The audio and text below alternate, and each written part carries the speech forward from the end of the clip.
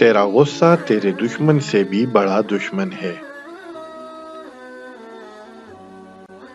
خاموشی دانائی کی علامت ہے مگر اس پر عمل کرنے والے بہت کم ہیں۔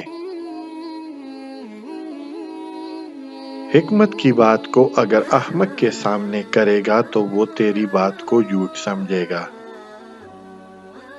جس بات کا تمہیں پورا علم نہ ہو اپنی زبان سے مت نکالو۔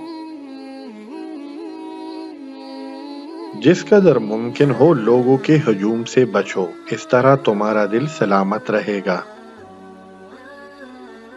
جو بات تم اپنے دشمن سے چھپانا چاہتے ہو اپنے دوست سے بھی مت کہو، ہو سکتا ہے کہ وہ کسی روز تمہارا دشمن نہ ہو جائے۔